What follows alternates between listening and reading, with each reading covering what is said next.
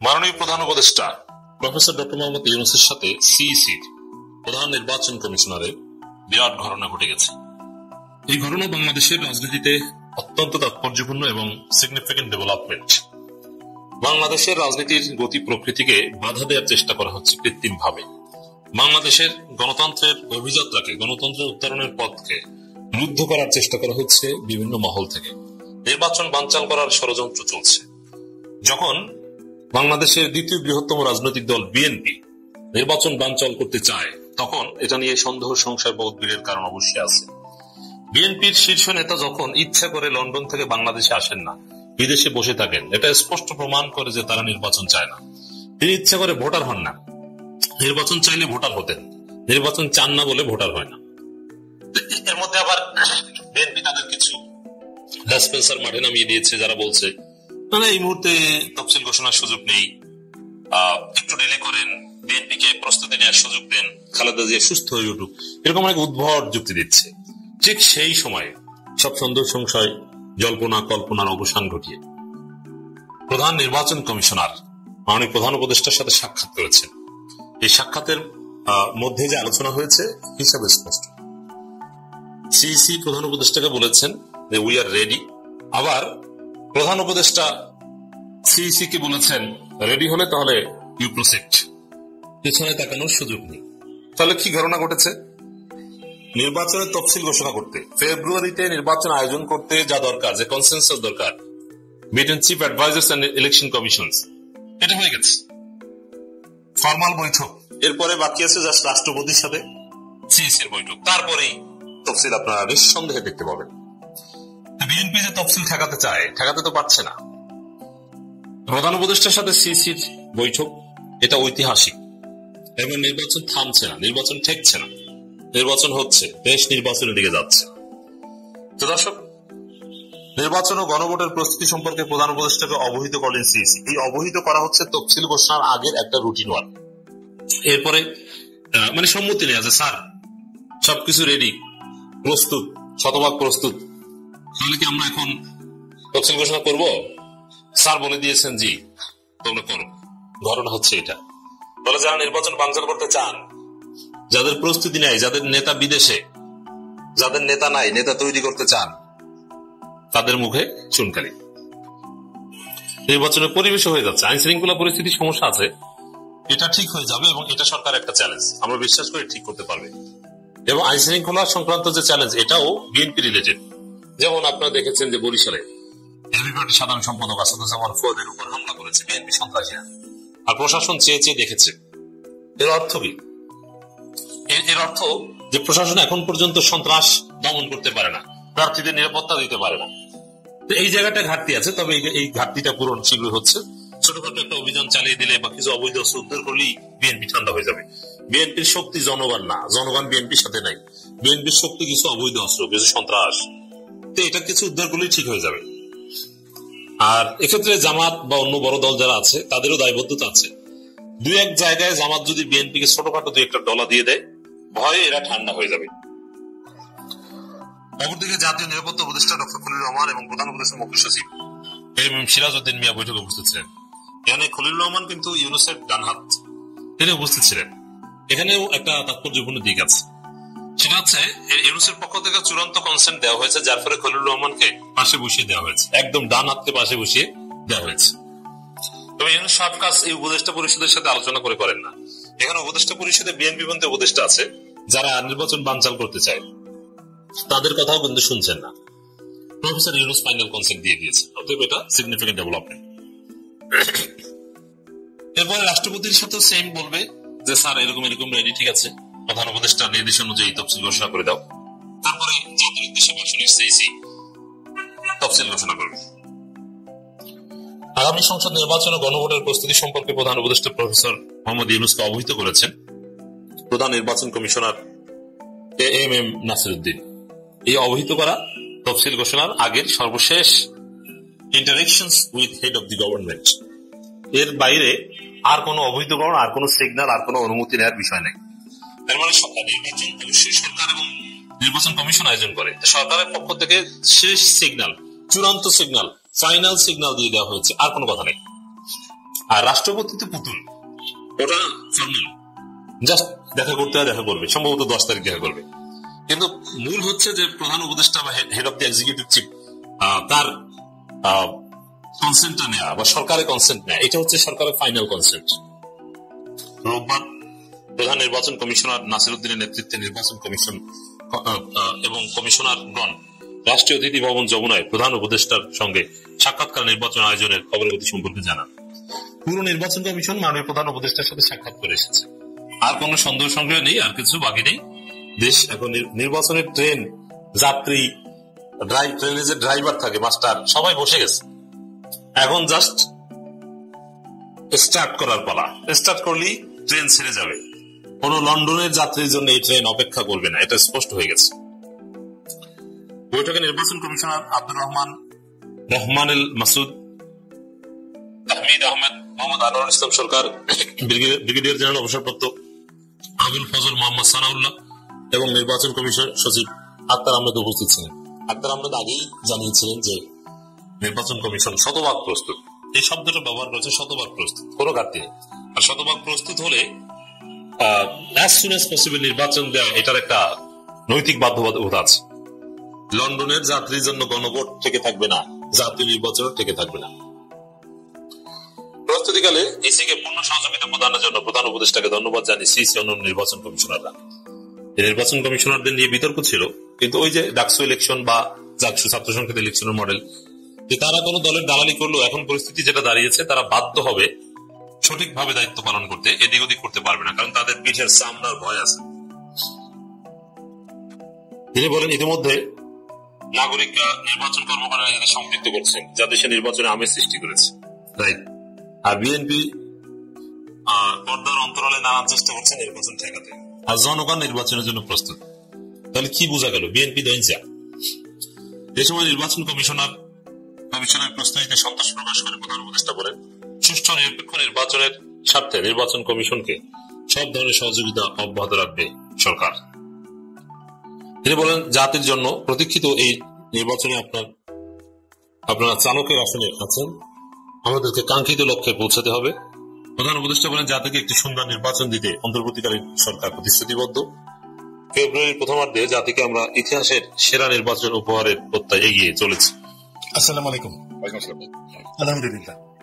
আমাদের মনে কিন্তু একটা শঙ্কা ছিল যে অনেক প্রতিকূলতা, তার মধ্যে এই কমিশন কতটুকু কাজ করতে পারবে। আপনারা জানেন কি ধরনের full stop, non stop, comma, no ifs and but এই সমস্ত ছিল। এর বাদেও আরেকটা জিনিস ছিল যেটা আমরা সবসময় জানি বা বুঝি, স্বীকার করতে চাই না হয়তো, সেটা হচ্ছে আমাদের যেই শত্রু, সব থেকে বড় শত্রু ভারত, সে কি চায়, তার মেইন চার্ট হচ্ছে, তার কাছে হচ্ছে বাংলাদেশে তিনটা জিনিস আছে, যে তিনটা জিনিস সে ভয় পায়। একটা হচ্ছে আমাদের দেশপ্রেমিক সেনাবাহিনী, 2 নম্বর হচ্ছে আমাদের বাংলাদেশের জাতীয়তাবাদী শক্তি এবং জনগণ, 3 নম্বর হচ্ছে আমাদের যে ইসলামিক মূল্যবোধ।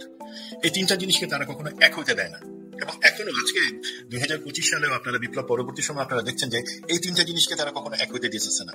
তো সেই প্রেক্ষিতে আমাদের কাছে একটা শঙ্কা ছিল যে ডিপ্লোম্যাটিক বা অন্যান্য জিনিস চিন্তা করে কি কেউ ভয় পাবে এই কমিশনে ভারতের নাম আনতে, বা রাজনৈতিক সংশ্লিষ্টতা, যেটা আমরা শুনছিলাম কমিশনের শুরুতেই যে না, এখানে শুধুমাত্র বিডিআরের সৈনিকরা এই হত্যাকাণ্ডের সাথে জড়িত ছিল, তার সাথে কোনো সামরিক অথবা রাজনৈতিক অথবা বিদেশি শক্তি যুক্ত ছিল না, ফুল স্টপ। আমরা এখন দেখছি এখানে কোনো ফুল স্টপ নাই। এই কমিশন অত্যন্ত সাহসের সাথে, অত্যন্ত পরিশ্রম করে এই জায়গাগুলোতে তারা তথ্য উঠে আনছেন। এবং একটা জায়গায় আমি আপনাকেও ধন্যবাদ দিতে চাই, এবং যারা এই জিনিসটা নিয়ে বিভিন্ন সময় আলোচনা করেছেন। দেখেন, শত প্রতিকূলতার মাঝে লোকে বলছে, অনেক সময় ভুয়া গুজব ছড়াচ্ছেন, খামাখা লোকজনের নামে বা ভারতের নামে কথা বলতেছেন। আমাকে ভাই লোকে বলতে, আর নতুন কোন গুজব নিয়ে আসছো? তো দেখেন, আমরা আপনার অনুষ্ঠানে বিভিন্ন অতিথিরা আমরা যে আলোচনাগুলো করেছিলাম, আজকে যে রিপোর্টটা এবং গতকালকে তাদের যে ব্রিফিং হয়েছে, সেখানে কিন্তু অলমোস্ট আমি বলবো 99% একই জিনিস উঠে আসছে আলহামদুলিল্লাহ। এবং তারা সাহসের সাথে সেখানে ভারতের নামটা, ভারতের যে রাজনৈতিক কি কারণে তারা সেটা করছিল, সেই জিনিসটা উঠে আসে। বদর উমরের কথা সেটা বাদেও ভারত কখনোই বাংলাদেশে আওয়ামী লীগ বা হিন্দুত্ববাদ ছাড়া আর কিছুকে উঠতে দেবে না, আমাদের জাতীয়তাবাদী এবং ইসলামিক শক্তিগুলোকে এক হইতে দেবে না, আমাদের সেনাবাহিনীকে দেশের কাছাকাছি থাকতে দিবে না, শক্তিশালী থাকতে দিবে না। সেই কারণেই তারা এটা করছে। এবং আমরা যদি এখনো, এটা আমি শেষের কথাটা প্রথমে বলিনি, এখনো যদি এই জায়গাটাতে এক না হতে পারি, আমাদের শক্তিশালী সেনাবাহিনী, শক্তিশালী গোয়েন্দা সংস্থা, জাতীয়তাবাদী এবং ইসলামী শক্তির ঐক্য, এটা না পারি, বিডিআর 2.0 ঘটানোর জন্য কিন্তু ভারত বসে আছে। বাট এই যে একটা রিপোর্ট পাবলিশ হলো, সেটার ফার রিচিং ইম্প্যাক্ট আমি বলি, রাজনৈতিক ভাবে আমরা একটা রক্ষা কবচ তৈরি করলাম। যে কোনো রাজনৈতিক দল, আওয়ামী লীগ তো কবরে চলেই গেছে, বাকি যারা আছে ভবিষ্যতে কখনো এই ধরনের দেশকে নিয়ে, দেশের বাহিনীকে নিয়ে তাদের ছিনিমিনি খেলবার কোনো চেষ্টা করবে না। 2 নম্বর, যারা গাদ্দার আছে, রাজনৈতিক নেতৃত্বের সুবিধা পাওয়ার জন্য, তাদের চাকরির ক্ষেত্রে একটা অ্যাডভান্টেজ পাওয়ার জন্য যে গাদ্দারি করা, সেই গাদ্দারি করার জায়গায় আসবে না। 3 নম্বর, আমরা একটা এই জায়গা থেকে একটা সুস্পষ্ট জায়গায় আসতে পারি, হোয়াট ইজ কমান্ড। আমাকে যেটা হচ্ছে লফুল কমান্ড জিনিসটা এবং চেইন অফ কমান্ড, এই দুইটা জিনিস আমাদের কাছে সুস্পষ্ট হওয়ার একটা সুযোগ আছে। তো কমিশনের যেই গতকালকে তাদের একটা প্রেস কনফারেন্স ছিল, সেখানে তারা মোটামুটি একটা ধারণা দিয়েছেন। আপনি আপনার সোর্স ব্যবহার করে এখানে বেশ কিছু তথ্য ভিতর থেকে উঠে আনতে পারছেন, এবং আমার মতে ওনারা তো বলেছেন যে এটা একটা নন ক্লাসিফাইড, পরিষ্কারভাবে বলেছেন নন ক্লাসিফাইড ডকুমেন্ট। তারপরে আমি কেন দেখতে পাচ্ছি যে সরকারের একটা মহল থেকে বলা হচ্ছে যে এখন এটা ক্লাসিফাইড, তারা বিবেচনা করে দেখবে যে কি জনের সম্মুখে আনা যায় কিনা। ভাই, এখানে যারা আছে নিশ্চিতভাবে আপনি ধরে নিন এটা স্বাধীন তদন্ত কমিশন। তারা কাউকে ক্ষতি করবার জন্য, কারণ আমি কলঙ্ক দেওয়ার জন্য এসব কিছু তথ্য বের করে নাই। তারা যে কষ্টটুকু বলেছেন, তারা যে জিনিসটা বের করে এনেছেন, সেটা জানবার অধিকার শুধু আপনার আমার না, বাংলাদেশের প্রতিটা জনগণের আছে, বিশ্বের প্রতিটা দেশের প্রতিটা জনগণের আছে। কিভাবে ন্যাক্কারজনকভাবে এটা হয়েছিল। আপনাদের যদি কোনো অসুবিধা থাকে, ভারত বা ডিপ্লোম্যাটিক কারণে কোনো ভাষুর বা কারো নাম আনতে আপনারা চান না, আপনার একটা রিডাক্টেড ভার্সন, যেটা বলা হয় যে মূল প্রতিবেদন, সেখানে আপনি কালো কালি দিয়ে কিছু অংশ, কিছু নাম, সেটা যদি সেন্সিটিভ হয় সেটাকে আপনি কালো কালি দিয়ে ঢেকে দেন। বাট জনগণকে আজকের মধ্যে আমার আহ্বান থাকবে, এই সমস্ত ডকুমেন্টে আপনি অ্যাক্সেস দিবেন। আমাদের জানার অধিকার আছে। আপনি ভিতর থেকে ইনসাইড ইনফরমেশন আমরা জানলাম, সেটা তো হবে না। আর ওভারঅল আমি বলবো, তাদের যেই তদন্তে যেই অভিযোগগুলা, যে বর্ণনাগুলো উঠে এসছে এবং উপসংহার, প্রতিটা কিন্তু সিনক্রোনাইজ। এমন না যে তদন্তের একটা অংশের সাথে আরেকটা অংশ, বা একটা ব্যক্তির একটা অ্যাক্টের সাথে অন্য আরেকটা ব্যক্তির অ্যাক্ট সেটা সাংঘর্ষিক, এমন কিছুই নাই। সুতরাং এবং সুমন ভাই ধরেন, জনাব ফজলুর রহমান, আসলে আমরা তার ব্যাপারে প্রথম থেকে ভূমিকা ছিলাম যে তাকে যেন দায়িত্ব দেওয়া হয় এবং এটা যেন কমিটি না হয়, কমিশন হয়। এগুলো নিয়ে অনেক নাটক আপনি তো দেখেছেন, আমরা এগুলো নিয়ে আলোচনা করেছি। এবং ফাইনালি কিন্তু ফজলুর রহমান সাহেব ধরেন যে রিপোর্ট দিয়েছেন, সেখানে দেখা যাচ্ছে বর্তমান যে আইজিপি, তিনিও এটাতে অভিযুক্ত, তাকে অভিযুক্তদের তালিকায় রাখা হয়েছে। পাশাপাশি স্বরাষ্ট্র উপদেষ্টাকে অভিযুক্তের তালিকায় রাখা হয়েছে। তো এটা আমার মনে হয় ফজলুর রহমান সাহেব দায়িত্বে ছিলেন বলেই এটা সম্ভব হয়েছে। তাকে আমাদের শ্রদ্ধা এবং অভিনন্দন। পাশাপাশি আমি বলছিলাম, আপনি শুনেছেন কিনা আমি জানি না, যে জেনারেল ওয়াকার, যিনি ফুলেস্ট অফ ইভ বার যাই বলেন, তিনি কিন্তু কমিশনে এসে সাক্ষ্য দিয়ে গেছেন। তার যে সাক্ষ্য, এবং তাকে অপশন দেওয়া হয়েছিল, তিনি চাইলে অনলাইনেও আসতে পারতেন, অনলাইনেও অ্যাটেন্ড করতে পারতেন, বা লিখিত ভাবেও তিনি জমা দিতে পারতেন। তিনি কমিশনে এসে জমা দিয়েছেন। জেনারেল জাহাঙ্গীর লিখিত বক্তব্য পাঠিয়েছেন, যেটি আমরা জানতে পেরেছি যে ধরেন অসহযোগিতা, একটা তথ্য চাইলাম, আপনি 1 মাস করে তথ্য দিচ্ছেন, না হলে হয়তো আরো একটু গুছিয়ে আর একটু তথ্য সমৃদ্ধ হতে পারতো। এবং ভারতের ব্যাপারে এখানে কমিশনের রিপোর্ট নিয়ে আমরা একটা পরবর্তী সময়ে আরেকটা অনুষ্ঠানে আলোচনা করব, সেটি আমি আশা রাখছি। এবং আমি এখানে একটা তথ্য দিতে চাই, এই তথ্যটা আমি কিছু কিছু খণ্ডিত তথ্য পেয়েছি। এই রিপোর্টে একটা গুরুত্বপূর্ণ প্রসঙ্গ তারা এনেছেন, যে 2009 সালের 24 ফেব্রুয়ারি হতে 27 ফেব্রুয়ারি পর্যন্ত মোট 827 জন ভারতীয় পাসপোর্টধারী এবং বিদেশি পাসপোর্টধারী ভারতীয় নাগরিক বাংলাদেশে প্রবেশ করেছেন। তাদের মধ্যে 65 জনের বাংলাদেশ থেকে বহির্গমনের কোনো তথ্য পাওয়া যায়নি। অর্থাৎ তারা ইমিগ্রেশন ক্রস করে ঢুকছে, কিন্তু 65 জন বের হয়েছে এমন কোনো তথ্য পাওয়া যায়নি। আবার ওই তারিখের মধ্যে 1221 জন বাইরে গেছেন ইমিগ্রেশন বাংলাদেশ থেকে, ভারতীয় নাগরিক। তাদের মধ্যে 57 জন এখন পর্যন্ত আবার ফিরে আসেন না ইমিগ্রেশন থেকে বের হয়ে, তাদের আগমনের আর কোনো তথ্য পাওয়া যায়নি। তো তার মানে আমি তো বলবো যে কমিশন অনেক সূক্ষ্মভাবে অনেক কিছু বিশ্লেষণ করার চেষ্টা করেছেন, এবং তাদের উপর তো চাপ ছিল অনেকটা। সেনাবাহিনীর একটা অংশ কিন্তু যারা মঈনুদ্দিনের অনুসারী, যারা হাসিনার অনুসারী, তারা কিন্তু চাই নাই, ভারতের অনুসারীরা চাই নাই এই রিপোর্টটি সুচারুভাবে আসুক। তো এখন আপনি কি মনে করেন, যাদেরকে অভিযুক্ত করা হয়েছে তাদের ব্যাপারে কি ব্যবস্থা এখনই সরকার নিতে পারে, বা আপনি এদের বিরুদ্ধে যাদের নাম আমি বললাম, আপনি শুনতেছেন সবই বিগ শট, কেউ অ্যারেস্টে আছে, তো আপনি কি মনে করেন যে তাদের ব্যাপারে সরকার কার্যকর পদক্ষেপ নিতে পারবেন, বা এই ক্ষেত্রে বাধাটা কি? এক্ষেত্রে ভাই বাধা কিছু নেই। একটাই বাধা যেটা আছে, যে ইউনিট সরকারের হাতে অফিসিয়ালি আজকে পর্যন্ত আমরা যতটুকু জানি যে নির্বাচনের আগে 2 মাসের মতন সময় আছে এই সরকারের হাতে। তো আমি সবসময় বলি, একটা পলিটিক্যাল গভর্নমেন্ট আসবার আগেই এই জায়গায় প্রফেসর ইউনূসের সরকারকে অবশ্যই কার্যকরী ব্যবস্থা নিতে হবে। এখন 2 মাসের মধ্যে কার্যকরী ব্যবস্থা নেওয়া কতটুকু সম্ভব? অবশ্যই সম্ভব। প্রথম কথা, এদের মধ্যে অনেকেই আপনি জেনে থাকবেন তাদের পাসপোর্ট কিন্তু ব্লকড আছে, মানে তাদের ইমিগ্রেশনের উপর বার বা নিষেধাজ্ঞা আছে দেশ ত্যাগের উপরে। বাকি যে কজন আছে তাদের উপরে আপনারা প্রথম জিনিস আপনারা ইমিগ্রেশন বার ইম্পোজ করেন, সেটাতে সমস্যা নেই। দেন আপনারা যেই যে এখানে রেকমেন্ডেশনে বলা আছে তদন্ত কমিশনে, আপনি যেখান থেকে পড়লেন সেখান থেকে আমি বলছি যে এখানে দেশের আইন প্রয়োগকারী সংস্থা, বিচার ব্যবস্থা, তাদের প্রত্যেক এবং সরকারকে এই 3টা জায়গাকে বলা হয়েছে যে আপনারা তাদের বিরুদ্ধে যথোপযুক্ত আইনানুগ ব্যবস্থা গ্রহণ করবেন। তো এটা তো ওনাদের কাছে আছে। একটা ব্যবস্থা গ্রহণ করবার জন্য এখানে আলাপ আলোচনা কারো কাছে নাই, এখানে কারোর সাথে কোনো সলা পরামর্শ, কারোর অনুমতি নেওয়ার কোনো দরকার নাই। আপনারা একটা তদন্তে উঠে এসছে, এখন এর মধ্যে কেউ যদি মনে করেন যে সে নির্দোষ, তাকে যত আগে থাকতে আপনি পারেন সুযোগ দেন তার নির্দোষ হওয়াটা প্রমাণ করবার জন্য, যে না আপনারা তদন্ততে বলছেন সেটা। তো সেই জায়গায় অবশ্যই সুযোগ আছে। আরেকটা জিনিস কি, আমাদের রাজনৈতিক যে দলগুলো আছে তাদেরকে এবং সেনাবাহিনীকে এক্ষেত্রে অবশ্যই সহযোগিতা করতে হবে। আমার বিশ্বাস আছে, দেখেন জেনারেল ওয়াকারকে আমি ধন্যবাদ জানাই, উনি নিজে থেকে এসে কমিশনে সাক্ষ্য দিয়েছেন, দ্যাটস এ পজিটিভ সাইন। এখন বাকিটুকু যেটা আছে এখানে, আমি তো একজন অবসরপ্রাপ্ত কর্মকর্তা, আমাকে বাঁচানোর জন্য আপনারা তো কোনো, আমার বিরুদ্ধে তো অভিযোগ নাই, বাট আমি যে একটা বিপদে পড়লে আপনারা তো আমাকে বাঁচাবেন না। তাহলে যার নামে অভিযোগ আছে আমাদের ব্রাদার অফিসারদেরকে, দেশপ্রেমিক সেনাবাহিনী সদস্যদেরকে হত্যা করবার জন্য সেখানে প্রত্যক্ষ বা পরোক্ষভাবে তারা অংশগ্রহণ করেছে, তাদেরকে শাস্তির আওতায় আনবার জন্য সহযোগিতা করে আপনারা জাতির কাছে সেনাবাহিনীর ভাবমূর্তিটা আরো উজ্জ্বল করেন। সরকার, বিশেষ করে যে সরকারের যে সংস্থাগুলো আছে তারা কিন্তু তাকায় থাকে সবসময় যে পলিটিক্যাল গভর্নমেন্ট যাতে এটাতে সাপোর্ট দেয়। আমি বিএনপি, জামাত সহ যারা আছে এক্ষেত্রে তাদেরকে উদাত্ত আহ্বান জানাচ্ছি এটা এক্সিকিউট করবার জন্য আপনারা অবশ্যই সহযোগিতা করেন এবং একটা প্রমিস করেন যে পরবর্তীতে সরকারে যখন আপনারা আসবেন এই তদন্ত বিচার কাজ আপনারা আগায় রাখবেন। এখানে একটা জিনিস বলি, কিছু কনফিউশন থাকতে পারে, যেমন ব্যক্তিগত অভিমত। আমার হিসাবে ধরেন যদি আমাকে জিজ্ঞাসা করা হয় সেক্ষেত্রে ব্রিগেডিয়ার জেনারেল হাকিমের যে জায়গাটা আছে, কমিশনের যে অভিমত তার সাথে আমি হয়তো দ্বিমত পোষণ করতে পারি, কারণ আমি ওনার পাশেই ছিলাম। আমি যতটুকু জানি ব্রিগেডিয়ার জেনারেল হাকিম সবসময় চেষ্টা করেছিলেন যে এটা অপারেশন চালানোর জন্য।